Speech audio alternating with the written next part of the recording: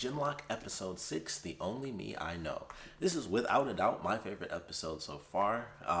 When I was watching it, I was like, man, because I think I mentioned in my last review, I was like, I don't know how many episodes we're supposed to get. I believe it's supposed to only be 8 episodes. That's what I've heard. So we've got 2 more episodes to go. But when I was watching this, I was like, this could be a season finale if they wanted to do like a super dark cut where technically we don't see them get like the full versions of their mechs, which I feel like we can't now unless they solve the problem in the next episode. Then they get them in the finale, which they could easily do if they like chop up how much time has passed. But I was like, they don't get any upgrades in this. They get upgrades outside of their mechs, which I thought was super cool because that's always one of my favorite things where it's like, they have their mech upgrades, but they get specific stuff. So like Valentina gets, of course, a rifle. But Kazu gets like a full prosthetic arm, which I thought was super cool because at first I was super confused. I was like, what did Weller give him? And then I didn't realize it until they were actually fighting and he was like running forward and he's blocking bullets with his hand. And I was like, oh, he gave him like a mech arm because he's the brute. He runs in and punches everything.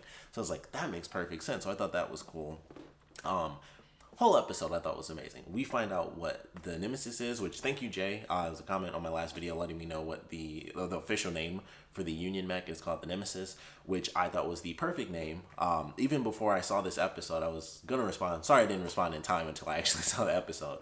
But initially when I found out it was the Nemesis, I was like, okay, well that's super cool. If you're gonna call it the Nemesis, then it has to be consistent. It has to show up because Nemesis is basically just a stronger version of an antagonist. Like you have your antagonist, and then a Nemesis is just always there, or at least they're at least the main points of what's happening, and normally they show up a lot. Like that's why it's a Nemesis.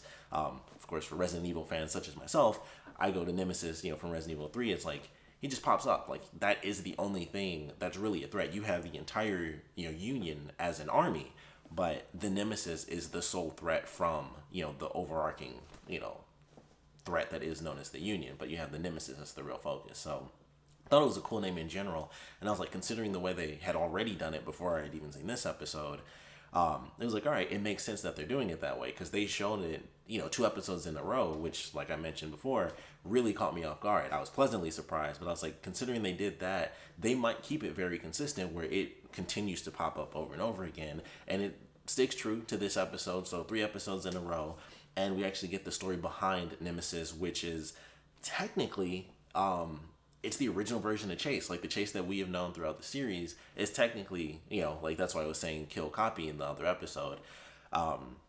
It's the copy and sort of the clone, the technological clone, of Chase. So I love the story behind it. It was really crazy. And, they go through the history of his body being found.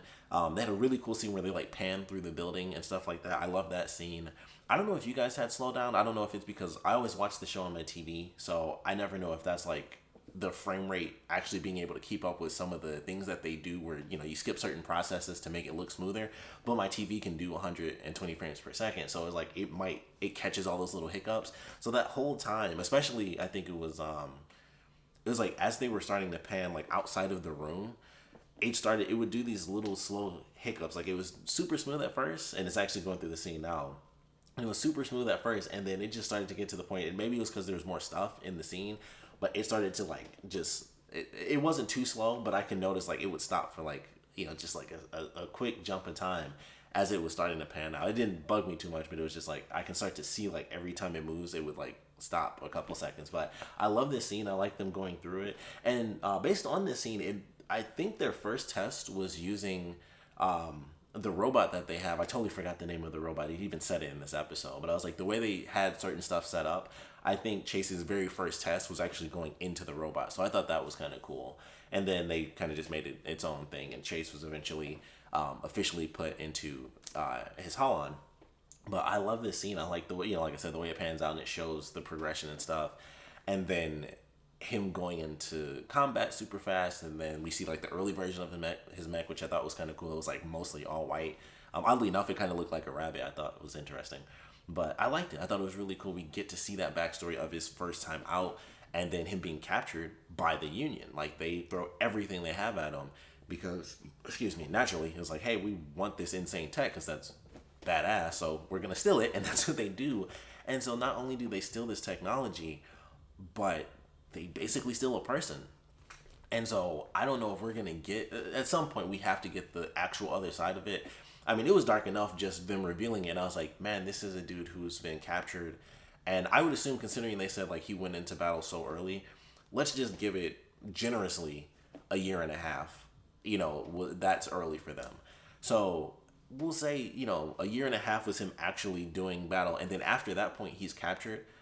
So all that time, you have years worth of time where he's being tortured or lied to, or however they did it. Considering he was in a mech, he can't technically feel, but there's still that mental aspect of he's trapped there and captured.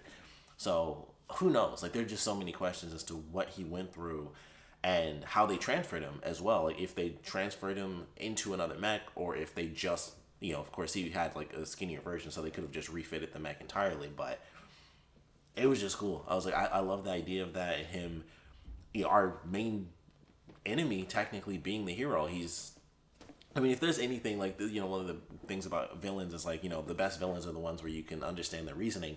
There's no better reasoning to understand than this is a guy who wants to literally get back to his body, and his body doesn't even work. And it's just like, man, there's so many elements to how messed up it is, but I loved it 100%. So I can't wait to see them eventually show the other side of Nemesis and how that's going to play out. But I love that reveal. I thought it was a fantastic reveal. And then that leads into the insane battle for the rest of this episode, which is kind of what made me think like, okay, this might be a super quick season where it's only, like 5 episodes or something. And then it's just fun. It was a really great action sequence. They're going around. Of course, Chase is fighting himself, so that was intense. They're going through. They're being invaded entirely. So the Union is coming at them. They're being invaded. They're just, people are getting wiped out left and right, both good and bad. So we have everybody fighting, with the Holons and stuff. Fantastic scene with Kazu and Valentina where they literally, we see like a new version of what they can do, because the last time it was Cammy and Valentina, and it was just the visual stuff where they could see, Valentina could see through Cammy's eyes. I was like, okay, that makes sense. We knew they could share sights, but we get to see them literally like fight almost, their two minds within one unit, and it was almost like they could see 360 degrees a little bit. And so Valentina joins Kazu, and it was almost like a ballet sort of thing, and I love that. I thought it was cool. It was like they're dancing with the katanas, and they're just slicing stuff up and stabbing through everything. It was just the way that they're going, and Valentina, like, throwing Kazu while they're within the kind of mindscape allows for Kazu to actually do, things that he wouldn't physically probably even think to do on his own, like her throwing him up into the air and he does like a spin and stuff like that. All of that I thought was fantastic. And then of course we see it kind of denied with Chase, where he's like, this isn't, like, he doesn't want to do it. He kind of wants to have this really crazy moment, literally fighting against himself by himself. So I thought that was actually pretty cool that we got to see that moment. Some fantastic stuff from Madrani. I don't know what they're going to do with her character, but there were 2 great scenes in this. One was that scene where she was like turned out, like she's like, hey, like she kind of wants to help him. Like, she had a couple good moments. Like, there was some emotional moments. Like, her in this episode were great. But that was the first one where it was like, like, we should fight them together. And he's like, what's stopping you? She's like, no, really, like, together. And he's like, I don't think this is really the time for that. And he kind of, Chase pushes her away. So that was the first moment. The best moment, of course, was Weller saying, like, it's time to fly again, little bird, and he kisses her on the forehead. And that was like a super fatherly thing to do. And I was like, I want to know the backstory now officially as to what made her change, sides. So I don't know exactly what's there, but there's something to it. Like, it was more than just, her trust in this guy. And maybe that's specifically what it was. I just always assumed, like, she, of her own will, was like, well, there's always something that makes you, change sides. And I didn't think that it was specifically Weller. But based on that interaction that they had, especially considering he dies, afterwards, considering that interaction that they had, it was like, okay, he is, based on that moment, specifically the reason that she realized she was on the wrong side. Like, there was some, insane genius Weller thing that he said to her that made her realize that the Union, that they are actually the villains. And we won't really get to see them have that interaction. Well, we will in the flashback, I'm sure, but we won't get to see that kind of come out, in present day anymore, because he actually sacrifices himself so that the rest of the team can escape. And that was nuts. It was crazy. Like, holy crap, they killed him off. And that really sucks too, because the show is only a few episodes in and we lost one of the main characters. So I was like, well, that freaking blows. And we will see, I guess his name just won't be there. David Tennant's name won't be there anymore when we, of course, get to the title screen. But Well, actually, now that I think about it, depending on how things played out, we might not see um, any of the people's names pop up, admittedly, as far as anyone that was actually there, because the only people that made it out were, of course, the main characters with, with Holons, like everyone who either is in one in Chase's case or could be in one with everyone else. That's it. Everybody else was caught in that smoke. They take down the big mech, and it's like everybody's cheering and stuff. And it's like, cool, they defeated it. They still have, a lot to deal with, but technically they defeated that. They need to, kind of make their escape still, because there's still a bunch of enemies around. It's just the big one is finally taken down. They just need to get out of the battlefield, let everything kind of play out. And that's at least how it seems. And then this mech hits the ground, and like the techno haze just shoots out through the building, and they show that there's like this tiny little pocket of the building that's open with like the blast shields, and of course it gets in, and it's just purple smoke everywhere, and you can't see anything, and you just assume everybody's dead. I'm sure someone will be alive. Some, they probably captured probably like the main characters, admittedly, and everyone else got killed. That's kind of how story writing goes, but it was just well done. I was like, holy crap. Like, I don't think they killed everybody. Like, I highly doubt they killed Miranda off, but she was technically in the smoke. Also, they have shown that the mechs can be sealed. So all those people could still easily be alive. It's just the people specifically within the building that we kind of have to worry about. So I'm looking forward to these next two episodes without a doubt. I'm probably going to watch this again, even though it's been playing this whole time. I'm obviously not like looking at it, but love this episode. The action was great. The story behind Nemesis and what happened to Chase was fantastic.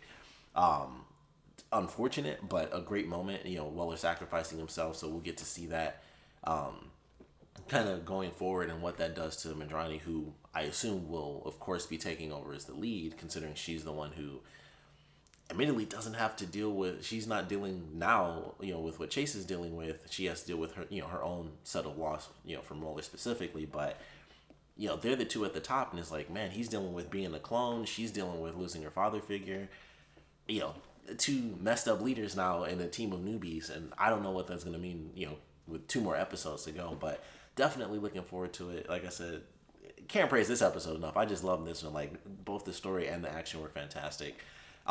Just the emotion behind everything that happened in this episode, I thought was just perfectly well done. So I love this one. Of course, would love to know what you guys thought about it. So please put your comments down in the comment section below. Let me know your favorite parts about it, your least favorite parts about it.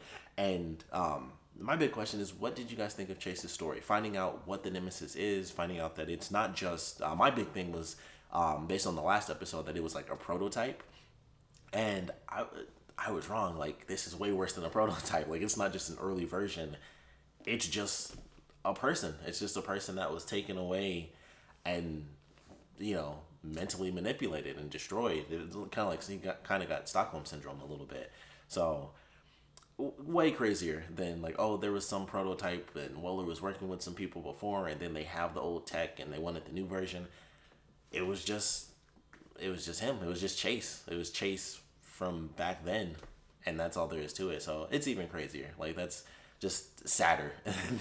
That's way sadder than like it's a prototype. So I would love to know what you guys thought about the official reveal of what Nemesis is exactly and how it ties to Genlock, and how it just straight up is Genlock. It's not just like a program and there's someone there and it's kind of tied to Chase. It's legitimately just him, just destroyed, mentally. So I'd love to know your thoughts on that, and of course what you guys thought about this episode in general. So please put your comments down in the comment section below, and of course, thanks for watching.